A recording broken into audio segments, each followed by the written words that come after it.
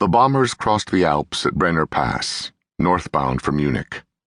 At 4,500 feet elevation, Brenner was among the lowest of the Alpine passes, its late spring verdancy spanning the border between Italy and Austria.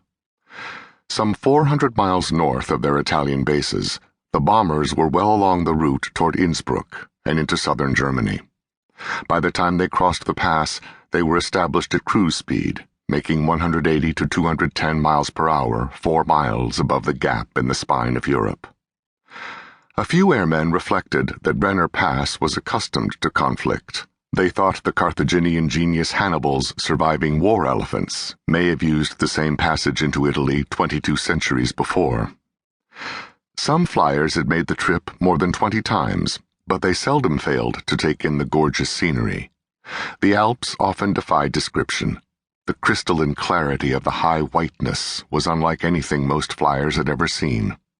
Even those who had trained in the American West had little to compare to it. The Sierra Nevada had more peaks topping 13,000 feet, but covered less than one-third the area of the Alps.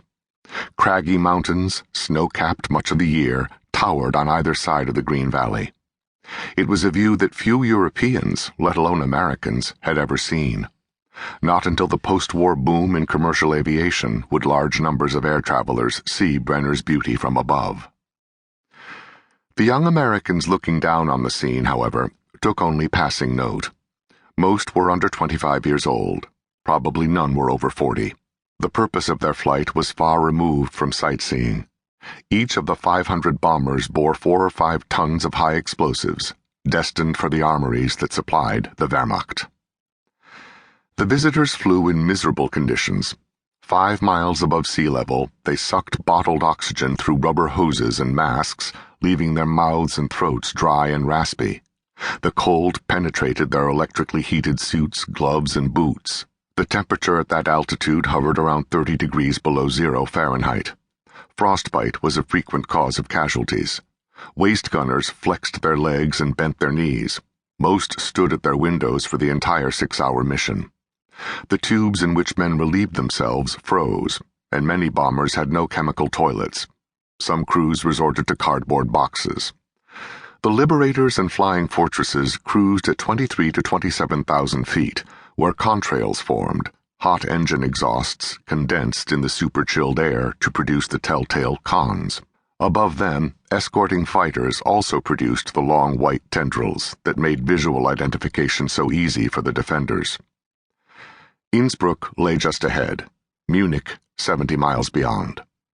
Ahead, above, and on the flanks roamed formations of escorting fighters, single-engine Mustangs and twin-engine Lightnings in their weaving patterns to avoid outrunning the bombers. All too soon, intercoms and radios sparked into life.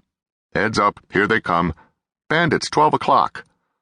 On the periphery of the bomber stream, fighters bearing black crosses and white stars tangled in frantic, churning combat. 4-plane flights broke into 2-plane sections, then often into singles.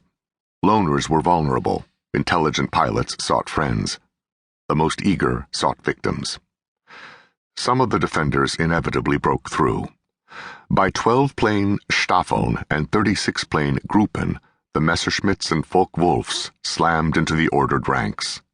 Bombers' noses and top turrets opened fire, twin 50 calibers chattering away, sending tracers curling outbound, crisscrossing streams of German 20mm cannon shells. Inevitably, both sides scored hits. A Messerschmitt, caught in the crossfire of a bomber formation, cartwheeled out of control, spiraling crazily through space as it tumbled to destruction. The other fighters came straight in, with a combined closing speed of more than 400 miles per hour.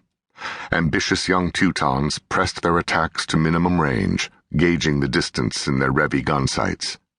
The aim point was the cockpit of the nearest bomber, seeking to kill the 2 pilots on the flight deck. Gouges of aluminum and sprinkles of shattered glass tinkled through the high, frigid air, and a 4-engine giant dropped out of formation. Other fighters jumped on it, eager to complete the kill.